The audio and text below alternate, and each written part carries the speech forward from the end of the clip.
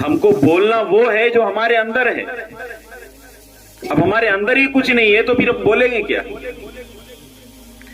الفاظ کے ذخیرے جمع مت کرو اپنے پاس.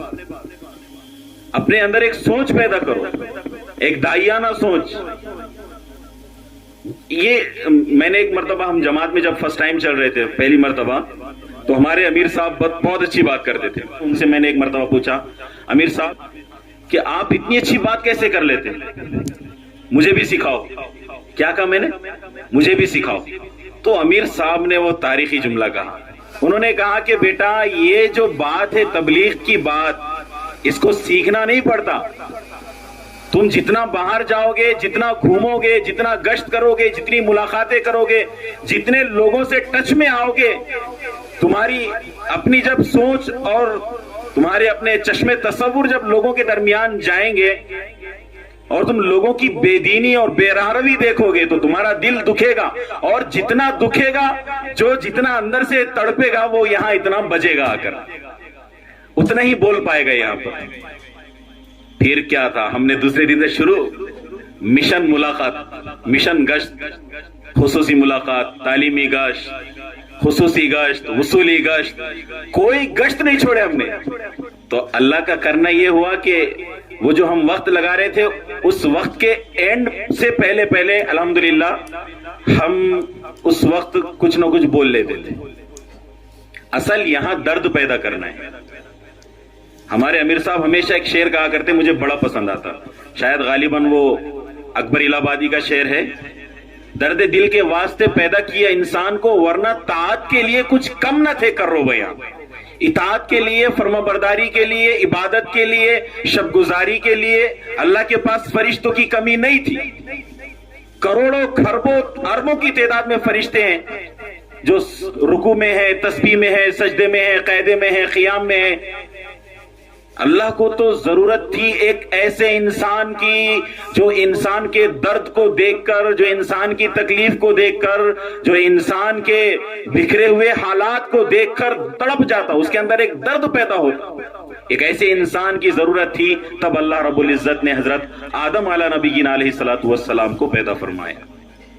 تو میرے پیارو، اپنے اندر درد پیدا کرو. جب تک درد پیدا نہیں ہوگا، ہم اگر پوری کتابیں بھی چاٹ لیں گے، کتب خانے اگر ہمارے پیٹ میں انڈیل دیں گے ہم، تب بھی ہم یہاں آ کر بچ نہیں پائیں گے. آئی ٹیک فل ریسپانسبلٹی، میں پوری ذمہ داری کے ساتھ بول رہا ہوں کہ ہم جب تک درد نہیں پیدا کریں گے یہاں بچ نہیں پائیں گے. یہاں بچے گا وہی جس کے اندر کچھ ہوگا.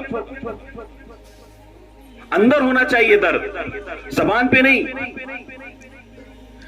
تم کو یہاں سے جب باہر جانا ہے تو لوگوں کے درمیان رہنا ہے.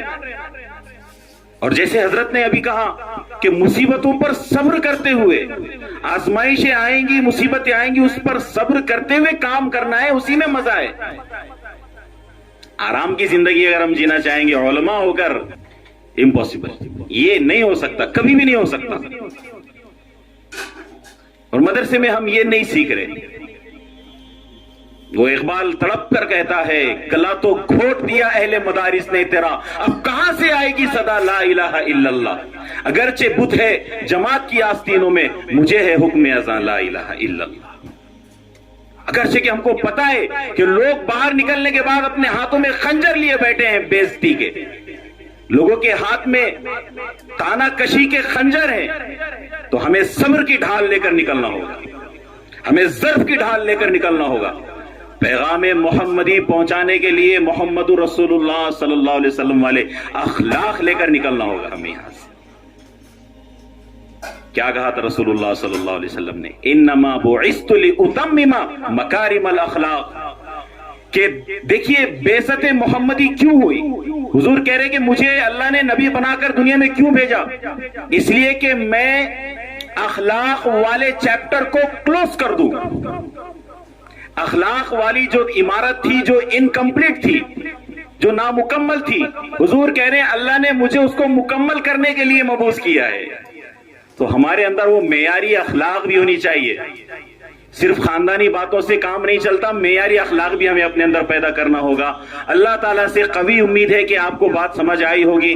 اللہ مجھے بھی، آپ کو بھی اور تمام امت مسلمہ کو عمل سننے سے زیادہ عمل کی توفیق عطا فرمائے، اس لیے کہ عمل سے بنتی ہے زندگی، جنت بھی جہنم بھی۔ یہ خاکی اپنی فطرت میں نہ نوری ہے نہ ناری ہے۔ وآخر دعوانا الحمدللہ۔